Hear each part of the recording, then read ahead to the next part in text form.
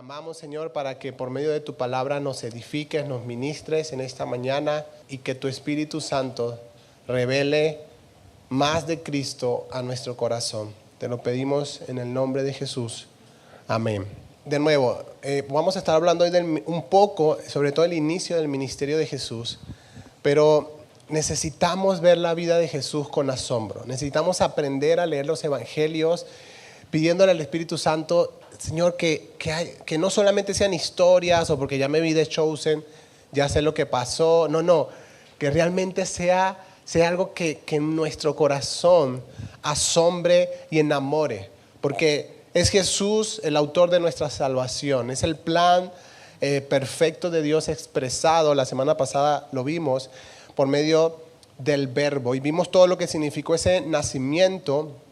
Pero vamos a ver que durante el ministerio público de Jesús, no lo vamos a ver todo hoy, vamos a seguir viendo en esta serie, pero durante su ministerio público, Él generó muchas cosas y sobre todo generaba preguntas. Decían, ¿quién es este hombre? ¿Quién es este que habla con tanta sabiduría? ¿De dónde tiene tanta sabiduría? ¿De dónde está? ¿De dónde viene su poder? ¿De dónde viene? Y normalmente también generaba muchas cosas distintas. Generaba gozo y alegría en algunos, generaba arrepentimiento en otros, generaba adoración. Desde niño generó adoración en muchos, pero también generaba incomodidad y molestias. Su ministerio también generó incomodidad en los religiosos de su época, generó molestia en ciertos grupos de personas. Y la Biblia nos habla de su nacimiento, luego no nos habla más de Jesús hasta los 12 años, y luego ya no nos vuelve a hablar de Jesús hasta sus 30. ¿Ok? La Biblia no habla acerca de qué sucedió durante esos años. Se han levantado muchas conjeturas al respecto, que Jesús estuvo estudiando con no sé quién, pero yo les digo, iglesia, no le demos importancia a lo que la Biblia no le da importancia. ¿Qué pasó durante esos años? No importa. Creció, ya vamos a ver, y se formó como el hombre que necesitaba ser para cumplir la misión con la cual había venido. Porque recuerden que vino como hombre, 100% Dios, 100% hombre, y necesitaba crecer, sí, necesitaba crecer sobre todo y aprender. Y seguramente en esos años fueron de preparación para eso. Como hombre, en su mentalidad humana, en su intelecto humano, necesitaba prepararse para lo que venía de su ministerio. Pero la Biblia no le da importancia ni relevancia a este tiempo. Por lo tanto, nosotros como iglesia no deberíamos darle tampoco importancia. Simplemente es parte de la vida de Jesús, pero nos vamos a enfocar en su ministerio.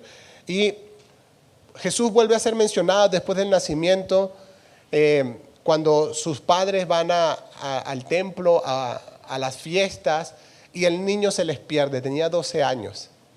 Dice que iban regresando, pensaban ellos, los padres, que iba con el grupo, pero a un día de camino se dieron cuenta que el niño no estaba, se regresaron, y la Biblia relata que duró 3 días perdido. Lo consiguieron en el templo, hablando con los maestros de su época.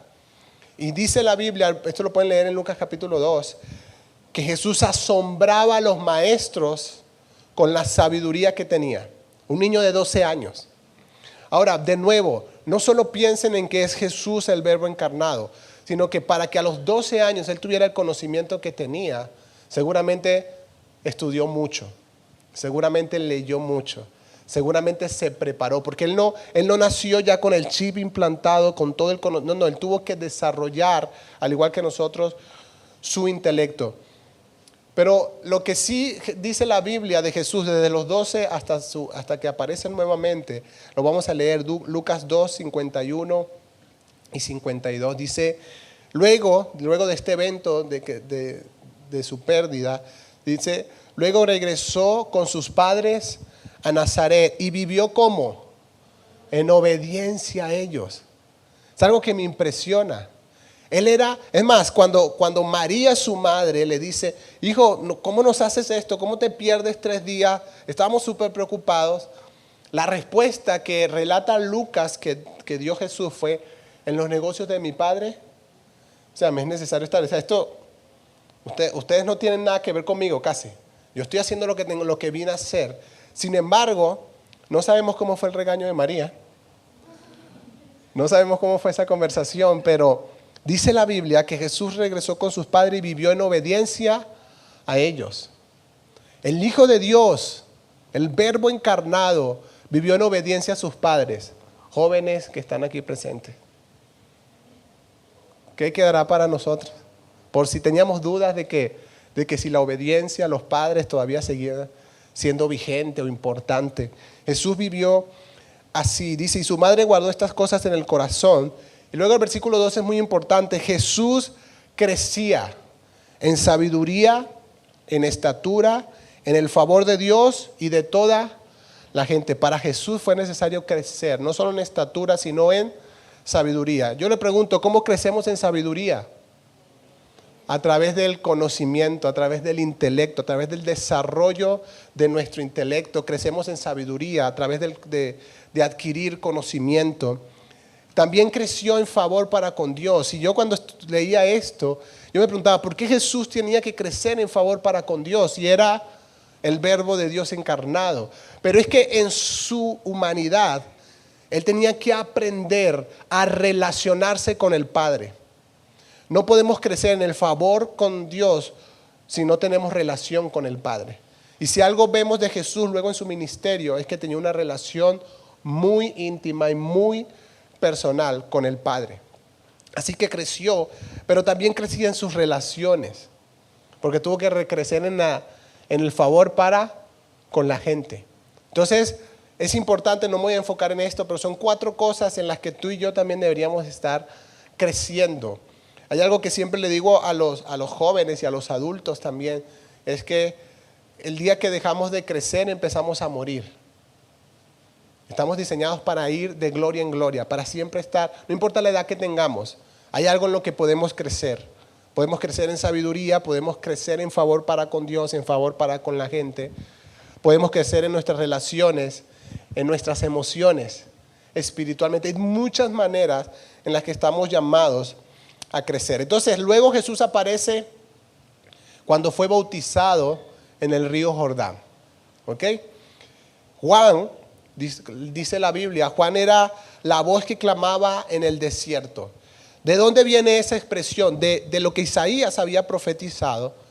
Isaías profetizó que antes de la venida del Mesías iba a venir una voz que clamaba en el desierto y que estaba llamado a preparar el camino para la venida del Señor. Esa era la tarea de Juan el Bautista, ¿no? Entonces, luego encontramos esta escena, quiero que lo veamos, Mateo capítulo 3, verso 13 al 17. Dice, luego Jesús fue de Galilea al río Jordán para que Juan lo bautizara. Pero Juan intentó convencerlo de que no lo hiciera. Y le dijo, yo soy el que necesita que tú me bautices, dijo Juan. Entonces, ¿por qué vienes tú a mí? Pero Jesús le dijo, así debe hacerse porque tenemos que cumplir con todo lo que Dios exige. Entonces Juan aceptó bautizarlo. Después del bautismo, mientras Jesús salía del agua, los cielos se abrieron y vio al Espíritu de Dios que descendía sobre él como una paloma. Y una voz dijo desde el cielo, este es mi Hijo muy amado, quien me da gran gozo, o en quien me deleito, o quien me genera complacencia. Entonces, en el momento, el bautismo era importante. Y miren lo que Mateo 3:11, versículos antes, dice acerca de este bautismo. ¿Y por qué Juan se opone? Porque necesitamos entender el contexto.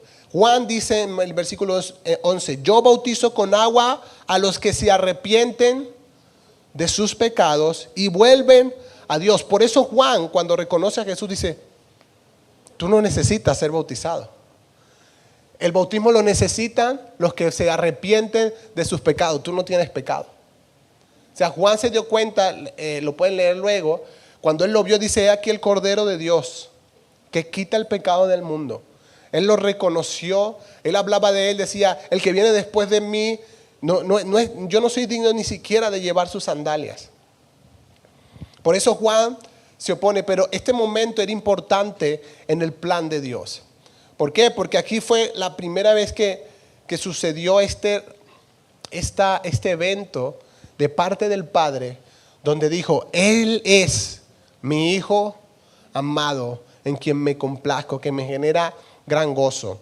Y quiero que sepas, en Mateo capítulo 3, Jesús aún no había hecho nada ministerial, pero el Padre ya estaba complacido de Él. El Padre estaba complacido de su obediencia, de haber aceptado y decidido, porque además fue decidido por Él, hacerse hombre para venir en rescate de la humanidad.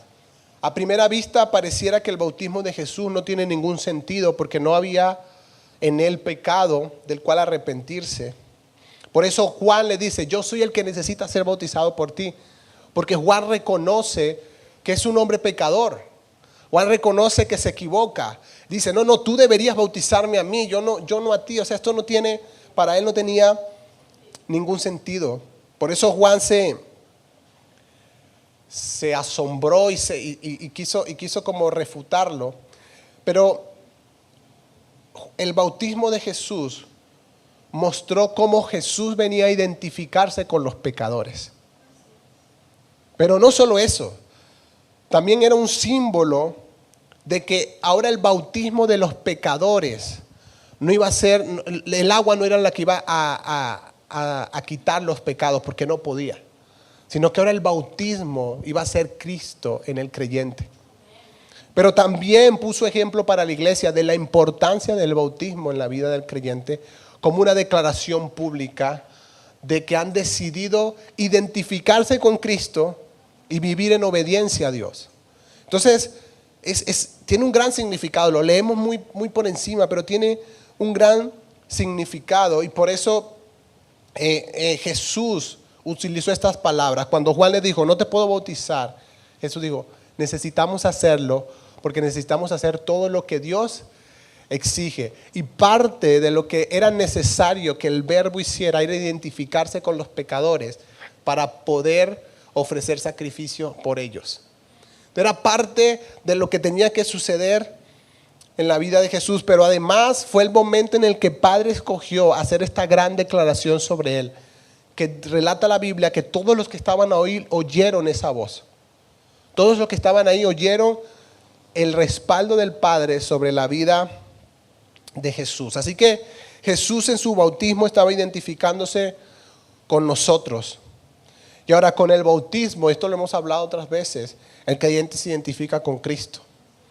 Por eso es tan importante, por eso lo seguimos practicando actualmente como iglesia, porque además Jesús le dijo a sus discípulos, vayan y hagan discípulos y bautícenlos. Que la gente se identifique conmigo ahora. No solamente que aprendan algo, no, que se identifiquen y que decidan vivir completamente para mí y que hagan esta declaración de manera pública. Así que el bautismo de Jesús es muy importante porque es el inicio de su ministerio público. Él aparece, es bautizado, su identificación con el pecador y además la voz del Padre respaldándolo delante de otros, pero además afirmándolo a él. Tú eres mi hijo amado. Tú eres mi hijo amado, en quien me complazco. O sea, Jesús necesitaba también en sus emociones humanas ser afirmado por el Padre. Luego vamos a ver a Jesús en la escena 2, yo no sé en qué capítulo de The Chosen está, pero en la escena 2 vemos a Jesús confrontado por el diablo en el desierto.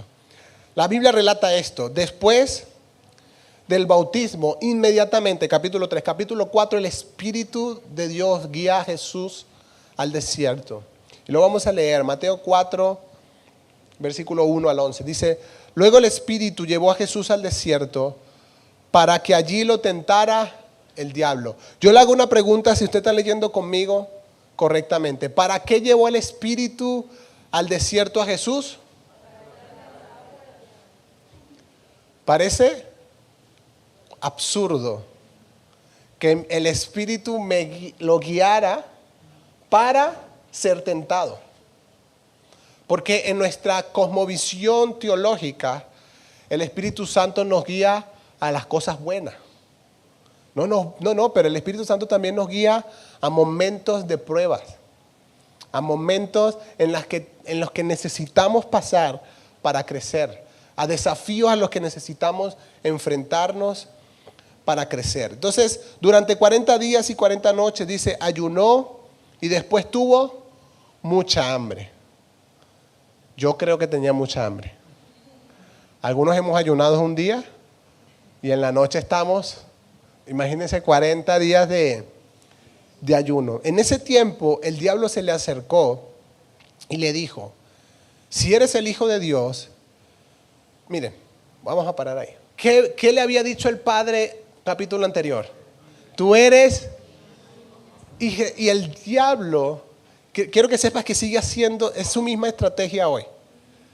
Fue la estrategia que usó con Eva, atentar a la identidad y a lo que a Dios les había dicho, a la seguridad que debían tener en la voz que habían escuchado del Padre. Porque a Eva le dice, no, con que Dios te dijo que no podías comer de ningún fruto. No, sí, Dios me dijo, pero de este no. No, pero no vas a morir. Dios sabe que el día que comes vas a ser como Él. Y Eva no entendía, o no entendió en ese momento, que ya ella era como Él. Porque el hombre y la mujer fueron hechos a imagen y semejanza de Dios. Pero el diablo en su astucia la hizo dudar. Y ella dijo, bueno, sí, ya ella era como Dios. Ya ella era imagen y semejanza de Dios. Digo, Dios sabe que el día que comas de ese fruto serás como Él. Y aquí Jesús viene de oír eso y lo mismo. Viene, mira, si eres el Hijo de Dios, di estas piedras que se conviertan en pan. Yo sé que ya te dijeron que tú eres el Hijo, pero si eres el Hijo de Dios, bueno, demuéstralo. Si eres el Hijo de Dios, deberías poder hacer esto. Jesús le dijo, no, las Escrituras dicen, la gente no vive solo de pan, sino de cada palabra que sale de la boca de Dios. Yo les hago una pregunta, vamos a pensar un poco. Si Jesús convierte las piedras en pan, ¿comete algún pecado? Pero cede ante una propuesta de Satanás. Y es que aquí está el problema. El problema con el árbol es que nuestra mentalidad funciona con un paradigma entre lo que es bueno y es malo.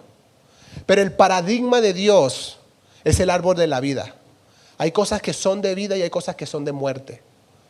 No era malo, pero era de muerte porque era aceptar una propuesta de Satanás.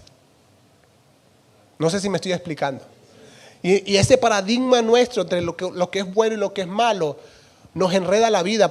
Dios sabía, usted no tiene la capacidad de saber lo que es bueno y malo, porque empiezan a llamar a lo malo bueno y a lo bueno malo y se les va a enredar la vida. Y eso pasó y sigue pasando.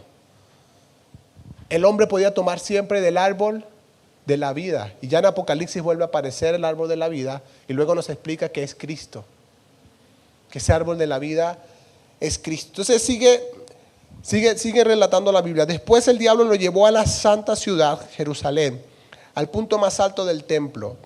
Y dijo, si eres el Hijo de Dios, tírate. Y miren Satanás, pues las Escrituras dicen, Él ordenará a sus ángeles que te protejan y te sostendrán con sus manos para que ni siquiera te lastimes el pie con una piedra. Jesús le respondió, las Escrituras también dicen, no pondrás a prueba al Señor. ¿Qué diferencia a los creyentes de hoy? Jesús, el verbo, dice, no, yo no tengo que estar tentando a Dios ni poner a prueba a Dios. Dice, Dios, yo te exijo, yo te demando. La Biblia dice, no pondrás a prueba al Señor tu Dios.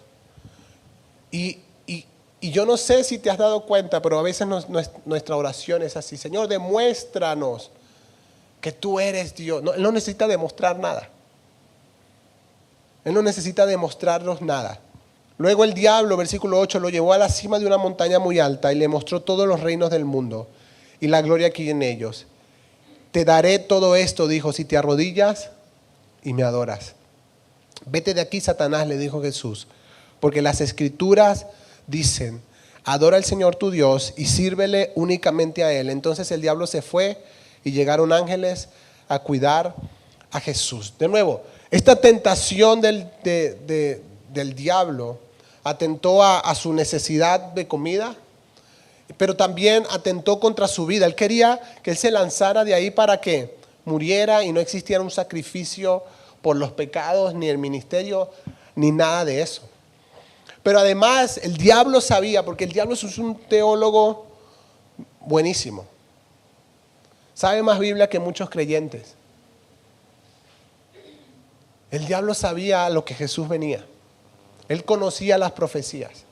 Decía, Jesús, tú vienes a recuperar los reinos que perdió Adán, ¿verdad? Yo te los doy, no necesitas sufrir. Si te arrodillas y me adoras. Pero Jesús dijo, no, y siempre la respuesta fue la misma. Las Escrituras dicen. Iglesia, es imposible que resistamos la tentación si no tenemos conocimiento de las Escrituras. No se trata de fuerza de voluntad, se trata de tener conocimiento de las Escrituras. Es decir, no voy a hacer esto, no porque yo soy mejor, más fuerte, no, porque la Biblia dice que no. No voy a sobornar porque la Biblia dice que Dios no ve bien el soborno. No hay nada más, no es que yo sea mejor, moralmente más capaz que otros, no. Es que tengo en mi vida como regla general las Escrituras. La Biblia dice que Jesús es el segundo Adán. El primer Adán cedió ante la tentación, pero el segundo ganó contra el diablo, siempre utilizando la palabra de Dios. Miren, la palabra diablo, que lo hemos escuchado muchas veces, proviene de una palabra griega, diabolos, que significa dividir o división. Y ese es el propósito de Satanás. Quiero que sepas que el diablo, Satanás, el enemigo, no es un mito, no es el coco, no es una historia que le contamos a los niños para asustarlos, no, es real. Es un ente real. Fue creado por Dios para llevar la adoración en el cielo, pero se rebeló contra Dios. Y Dios lo sacó del cielo y lo envió a la tierra. Y Dios ha determinado un juicio para él. Pero él está enfocado en hacer que todos se alejen de Dios. Y que todos lo obedezcan a Él y hagan lo que Él quiere. Porque Él, cuando la maldad entró a su corazón, lo que quería era ser igual a Dios. Pero no vayas a tener en tu mente la imagen de que el diablo y Dios son dos poderes iguales luchando, el bien contra el mal. El diablo no es contrincante para Dios. Es por eso que Jesús le dijo a sus discípulos, no tengan miedo, les he dado autoridad para hollar serpientes y escorpiones y sobre toda fuerza del enemigo, y nada les podrá hacer daño. Nada les podrá hacer daño. Si ustedes tienen la autoridad para echar fuera demonios, ustedes tienen la autoridad para decirle al enemigo hasta aquí, no más. Ustedes tienen autoridad sobre sus hijos, sobre su familia, sobre su casa, para declarar el reino de Dios y echar fuera toda influencia demoníaca. Tenemos esa autoridad porque el enemigo, todo el reino de las tinieblas, todos los demonios que hay, no se comparan ante el poder de Dios. No son contrincantes. Es más, ellos también doblan sus rodillas y reconocen que Él es el Señor. Pero Satanás quiere causar división en la iglesia, causar división en las relaciones, causar división en las familias, pero sobre todo que vivamos separados de Dios y quiere traer una división a nuestra relación con Dios. Y por eso quiere convencernos y tentarnos conforme a nuestras concupiscencias para que hagamos lo que a Dios no le agrada. Porque seguramente te ha pasado o solamente me ha pasado a mí. Cuando hacemos aquellas cosas que a Dios no le agrada, normalmente nos sentimos como. Pero al mismo tiempo es como un círculo vicioso, enfermo, porque me siento culpable y en vez de ir a Dios, arrepentirme, pedir perdón, me alejo. Porque digo, ¿cómo voy a ir? ¿Verdad? Si sigo, ¿cuántas veces Dios me va a perdonar esto? Ya no puedo seguir lo mismo y me alejo. Pero al alejarme me vuelvo más débil y vuelvo a caer. Y en vez de acercarme a Dios, me alejo más. Y eso es lo que el enemigo quiere. Eso es lo que el enemigo quiere convencernos. Juan 10:10, Jesús dijo esto: el propósito del ladrón es robar, matar y destruir. Mi propósito es darle una vida plena y abundante. Satanás no está jugando, iglesia. Así como nuestro Dios tampoco está jugando, está llevando su plan eterno a cabo en las naciones. Pero es real, no es, por eso Pedro dice, no ignoremos las artimañas de nuestro enemigo, el diablo, que anda como león rugiente buscando a quien devorar. Dice, no ignoremos, no es para que le tengamos miedo, pero dice, hey, no lo ignoremos. Él está buscando la oportunidad. Por eso necesitamos relacionarnos con Dios. Quiero llevarlos a este último punto. Jesús también fue confrontado, no solo directamente por el diablo en las tentaciones, sino que fue confrontado por el diablo también a través de los líderes religiosos de su tiempo. ¿Por qué digo esto? Porque Pablo, en Efesios capítulo 6, luego nos explica que nuestra lucha no es contra carne ni sangre, sino contra huestes, principados de maldad y potestades. Sí lo han leído, ¿verdad? Entonces Jesús no estaba peleando contra los religiosos, los fariseos, con Caifás. No. Había un ente por detrás de él. Había una potestad por encima de él que estaba controlando su vida para oponerse al ministerio de Jesús. Pero había un hombre llamado Nicodemo. Estamos en los inicios del ministerio, por eso vamos a tomarnos varios domingos para esto. Había un hombre llamado Nicodemo que pertenecía también, miren, aproximadamente los historiadores creen que había unos 6,000 fariseos y saduceos en la época de Jesús que se oponían al ministerio de Jesús. ¿Cuántos? Aproximadamente. Porque uno lee la historia o ve The Chosen y ve ahí un grupito, era 5 o 6, no.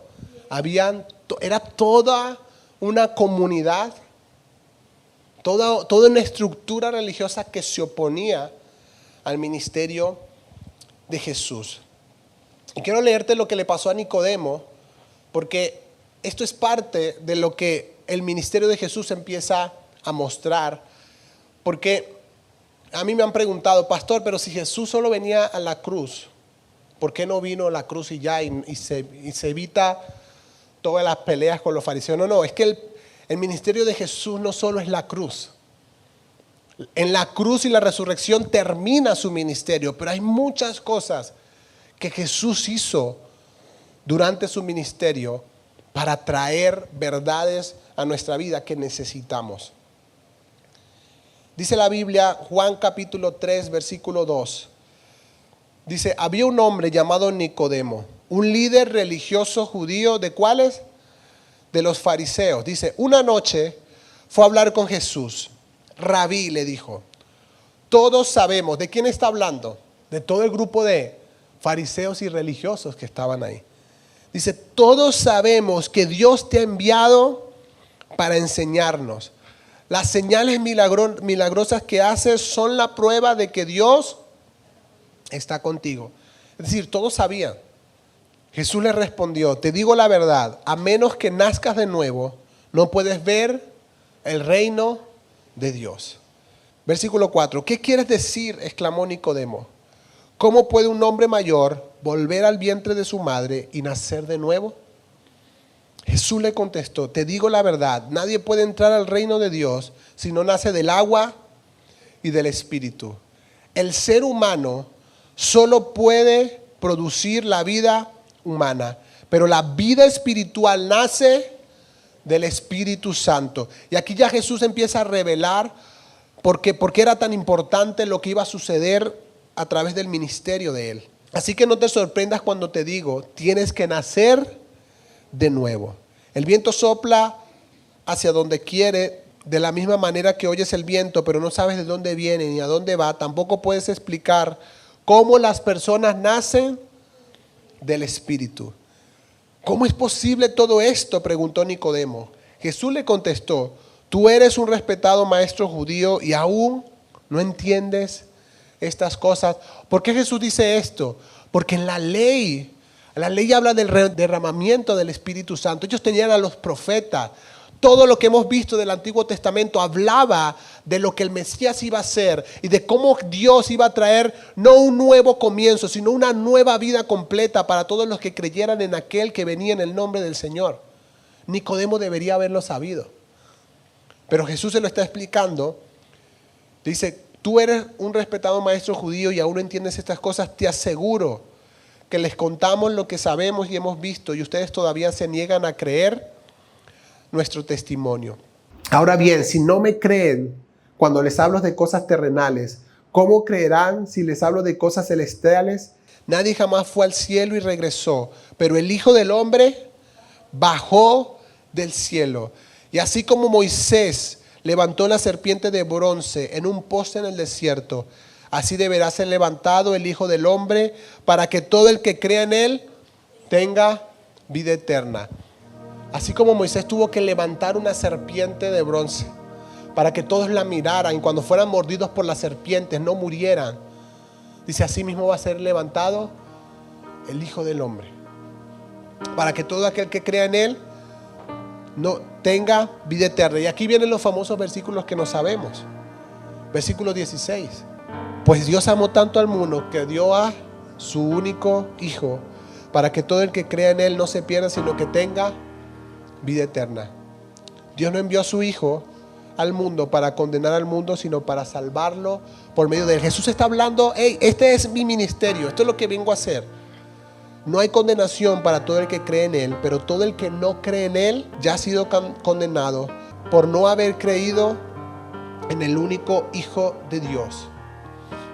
Nicodemo era un líder religioso de alto rango. Fue a Jesús de noche, dice la Biblia, porque seguramente no podía darse el lujo de ser visto acercándose a Jesús. Y Jesús le habla de este concepto, necesitaba nacer de nuevo. Un concepto que no aparece en la ley. Aparece la explicación del Espíritu y de la obra de Cristo, pero este concepto de nacer de nuevo era nuevo para Nicodemo. El nacimiento nuevo del que Jesús habla por medio del Espíritu Santo, que sucede en el momento en el que cada persona cree en Jesús como Señor y Salvador, es un nacimiento que está fuera de nuestro control. Por eso Jesús dice, los seres humanos solo pueden dar vida humana, pero la vida espiritual viene del Espíritu Santo. Es algo que está fuera de nuestro control, es algo que hace Dios. Pero quiero ser claro con esto y quiero leerte algo que no está en la presentación, pero lo puedes buscar conmigo. Ya te voy a decir dónde vamos.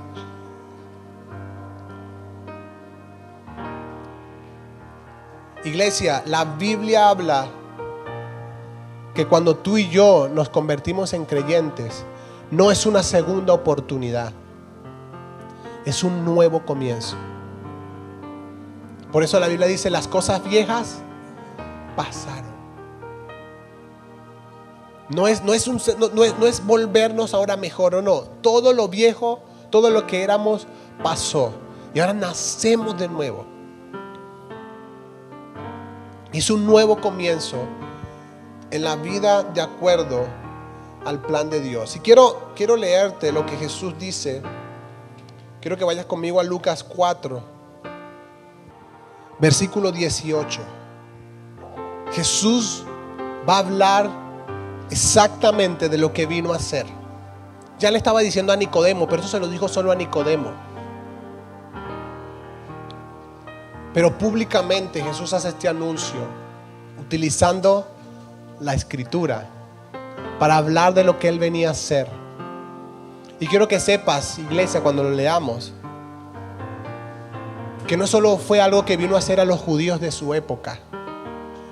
Es algo que Jesús viene a hacer en la vida de cada persona que cree en Jesús. Es lo que Jesús viene a hacer en tu vida, es lo que Jesús quiere hacer cada día y durante toda tu vida, lo que quiere hacer en ti, en tu familia, en tus hijos, en tus generaciones y a todos aquellos a los que les compartas del Evangelio. Dice Jesús: el Espíritu del Señor está sobre mí, por cuanto me ha ungido para anunciar buenas nuevas a los pobres. Me ha enviado a proclamar libertad a los cautivos. ¿A qué vino Jesús? A proclamar libertad a los cautivos.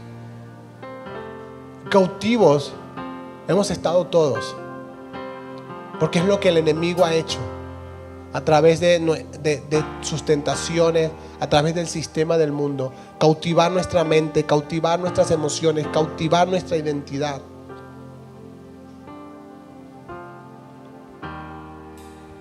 Me ha enviado a proclamar libertad a los cautivos, a dar vista a los ciegos, a poner en libertad a los oprimidos y a pregonar el año del favor del Señor.